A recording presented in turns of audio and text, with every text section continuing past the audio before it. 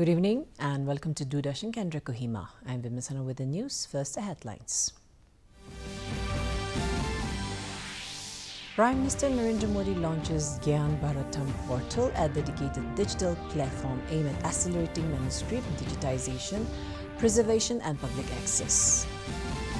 C.P. Radhakrishnan takes oath as new Vice President of India.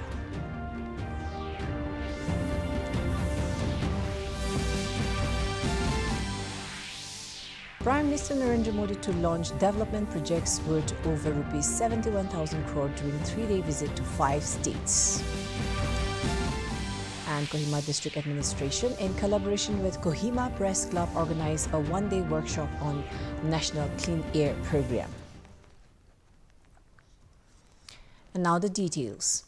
Prime Minister Narendra Modi participated in the International Conference on Gyan Bharatam in New Delhi this evening. He launched the Gyan Bharatam portal, a dedicated digital platform to accelerate manuscript digitization, preservation and public access, and address the gathering on the occasion. The 3-day conference began yesterday under the theme Reclaiming India's Knowledge Legacy Through Manuscript Heritage. The conference has brought together leading scholars, conservationists, technologists and policy experts to deliberate on pathways for revitalizing India's unparalleled manuscript wealth and to place it at the heart of a global knowledge dialogue. It also includes an exhibition showcasing rare manuscripts and scholarly presentations on critical areas such as manuscript conservation, digitization technologies, metadata standards, legal frameworks, cultural diplomacy and decipherment of ancient scripts. President Draupadi Murmu today administered the oath of office of Vice President of India to C.P. Radhakrishnan at a swearing-in ceremony held at Rashtrapati Bhavan. Prime Minister Narendra Modi, former President Ramnath Kovind, Mr. C.P. Radhakrishnan, predecessor Jagdeep Dhankhar and Union Ministers including Amit Shah, Rajnath Singh, J.P. Nadda, Piyush Goyal and Nitin Gadkari were present on the occasion. Radhakrishnan emerged victorious in the vice presidential elections held on the 9th of this month. NDA nominee Radhakrishnan bagged 452 votes, defeating the INDIA bloc candidate and former Supreme Court Judge B. Sudarshan Reddy by a margin of 152 votes. Meanwhile, Prime Minister Narendra Modi wished Vice President C.P. Radhakrishnan a successful vice presidential tenure dedicated to the service of the people. Thiru CP Radhakrishnan ji के शपथ ग्रहण समारोह में उपस्थित हुआ। एक समर्पित लोक सेवक के रूप में उन्होंने Prime Minister Narendra Modi will visit Mizoram, Manipur, Assam, West Bengal and Bihar from tomorrow till the 15th of this month. During his visit to Mizoram, the Prime Minister will lay the foundation stone and inaugurate multiple development projects worth over 9,000 crore rupees. On the same day, during his visit to Manipur, he will also inaugurate multiple development projects worth over 8,500 crore rupees. During his visit to Assam, Prime Minister Modi will participate in the celebrations of the 100th birth anniversary of Dr. Bhupen Hazarika in the capital city Guwahati. He will also address the gathering on the occasion. The Prime Minister will also inaugurate and lay the foundation stone of major infrastructure and industrial development projects worth over 18,000 crore rupees in the state. During his final leg of the visit, the Prime Minister will visit West Bengal and inaugurate the 16th Combined Commanders Conference in the capital city, Kolkata. In Bihar, Prime Minister Modi will inaugurate the new terminal building of Pune Airport. He will also launch the National Makhana Board and will inaugurate multiple development projects worth around 36,000 crore rupees in Purnia city. Moving on. A one-day workshop on the National Clean Air Program NCAP was held today at the Deputy Commissioners Conference Hall, Kohima. The program was organized by the Kohima District Administration in collaboration with the Kohima Press Club, KPC, as part of KPC's year-long Silver Jubilee celebrations. Delivering the keynote speech, Deputy Commissioner of Kohima B. Henok Buchem NCS congratulated the Kohima Press Club on its 25th anniversary and expressed appreciation for its collaboration in promoting awareness on clean air. Emphasizing the importance of environmental stewardship, the DC reminded that Kohima is among the 131 non-attainment cities in India where air quality has not met national standards. He said urbanization must be managed carefully to preserve the forests and biodiversity that act as natural allies against noise pollution. He urged the press to raise public discourse on topics such as public transportation and the shift to electric vehicles, both of which could reduce air pollution. Scientist B. Yanathang Kitan of the Nagaland Pollution Control Board delivered a detailed presentation on air pollution with particular reference to Kohima city. He said the major contributors to poor air quality were road dust caused by poor road conditions and traffic movement, the open burning of waste, vehicular emissions from increasing traffic, and construction and demolition activities. He underlined the need for constant monitoring and data collection, the adoption of cleaner fuels and technologies and better waste management systems. Earlier, keynote address was delivered by EAC Dr. Riku Kutso and CS, and a short speech was delivered by KPC President Alice Hyosha. We will now take a short commercial break. Stay tuned. ये वाला दिखाना गया तेरा price money. कुछ investment भी कर लेती। आते समय कर लिया मोबाइल से। कहाँ? गवर्नमेंट सिक्योरिटीज में। हाँ? RBI retail direct mobile app है ना, रिटेल डायरेक्ट स्कीम द्वारा इन्वेस्टमेंट यानी मैच्योरिटी पे guaranteed returns, no brokerage, no hidden fees. मान गए। आपको नहीं, ऐप को। RBI कहता है जानकार बनिए, सतर्क रहिए। The Eastern Naga People's Organization ENPO convened a coordination and press briefing at Hotel Saramati, Dimapur to provide an update on the recent tripartite meeting held on September 9 at the police complex Chumukidima.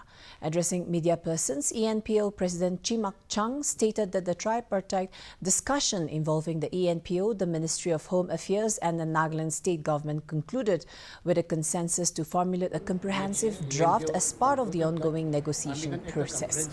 Chang emphasized that the ENPO had already submitted its core demands to the centre in April and has maintained its position since then. However, he acknowledged that as negotiations progress, compromises may be required from both sides, including the ministry. The meeting was attended by key stakeholders from Eastern Nagaland, including members of the Eastern Nagaland Legislators Union, led by its chairman and Minister for Health and Family Welfare, Paiwang Konyak, representatives from the Eastern Nagaland Women Organization, Eastern Nagaland Gazette Officers Association, Eastern Nagaland Students Federation and presidents of all tribal bodies from the region. Kisuman agenda to American study group le, okay. Especially like any fund revolution kan ini. Itu kan tu nak puja kan, olah puja kurang na. Di mana ya? Okay. Now subject matter dah, subject to be transferred to FNT. Okay. Itu kan law pata. Itu state government tu tahan lagai views ki ase tahan koi thaki bo. Okay. To American ki American la bhavana ki ase. Since we are the aggrieved party. Yes. To American to MLA issue ki ase to American to tai to place koi thaki bo to. Okay. To tahan bi kita ba to American la demand dia. Kami nami boleh takile nami boleh olah bo. To American bi American stand to American bhavana ni sina hogan public kan accept purane boleh to we will never side. India and France today agreed to deepen cooperation on counter-terrorism with a focus on tackling radicalization, combating online propaganda and addressing the misuse of emerging technologies by terror groups. The understanding was reached at the 17th meeting of the India-France Joint Working Group on Counter-Terrorism held in Paris. The Indian delegation was led by K.D. Diwal, Joint Secretary Counter-Terrorism in the Ministry of External Affairs, while the French side was headed by Counter-Terrorism Ambassador Oliver Caron. Both sides strongly condemned the April 22nd terrorist attack on civilians in Pahalgam, Jammu and Kashmir. They exchanged assessments on the threat landscape, including state-sponsored cross-border terrorism, the activities of terror groups in their respective regions, and the situation in the Middle East. The discussions also covered counter-terrorism challenges such as extremism, radicalization, and the use of new technologies by terrorist organizations. The two sides reviewed cooperation in the multilateral forums, including the UN, the Financial Action Task Force and the No Money for Terror initiative. Mauritius Prime Minister Dr. Navin Chandra Ramgoolam reached Ayodhya and performed puja at the Sri Ram Lala Temple. He was given a grand welcome in the traditional manner after reaching Ayodhya. He was welcomed by Chief Minister Yogi Adityanath and Agriculture Minister Surya Pratap Shahi at Maharishi Valmiki Airport. Dr. Navin Chandra Ramgoolam performed Aarti and Pujan at the Ram Temple and stayed in the temple premises for around 45 minutes. Later, he left for Dehradun for Maharishi Valmiki International Airport.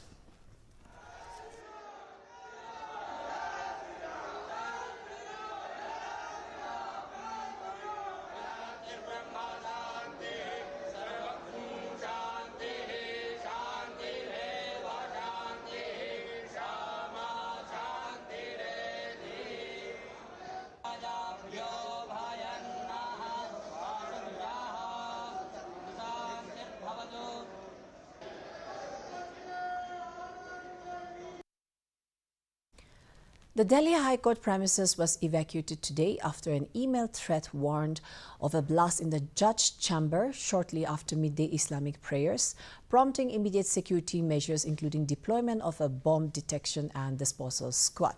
The email warning, purportedly sent from the ID belonging to one Kanimoji Tevidia, named several individuals and organizations and set out an alleged plot to detonate explosives in the High Court after midday Islamic prayers.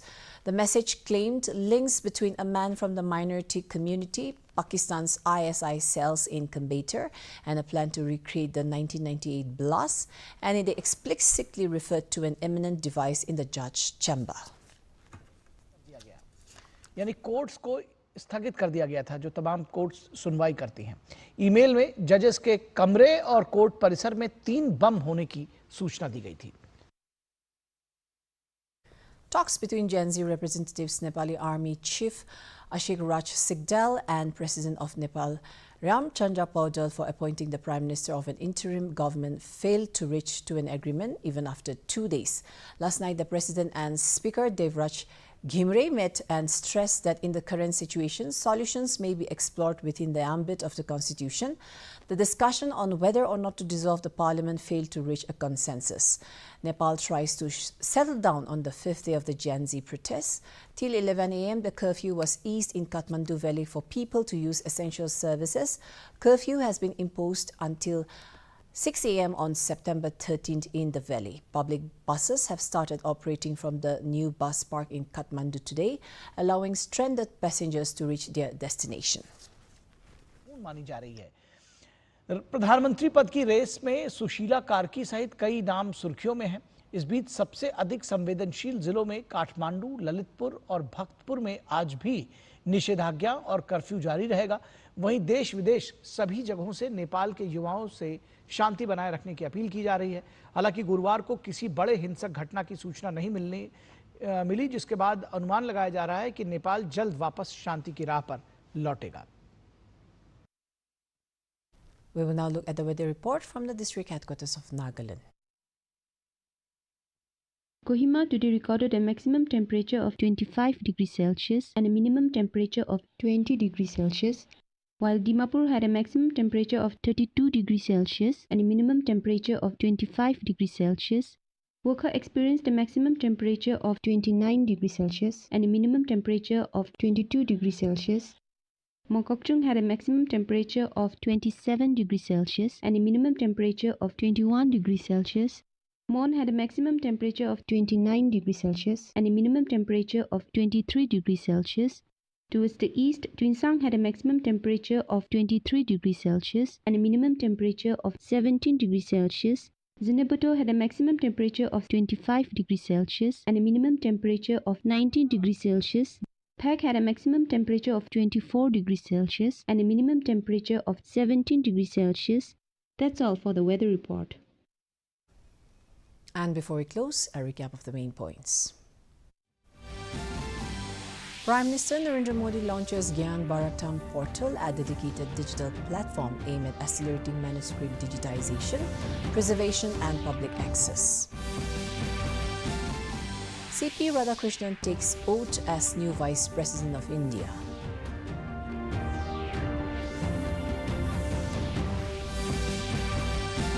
Prime Minister Narendra Modi to launch development projects worth over Rs 71,000 crore during 3-day visit to 5 states.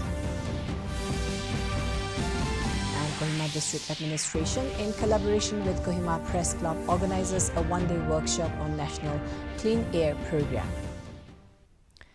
And with that, we wrap up tonight's news edition. Thank you for your company. Have a good night.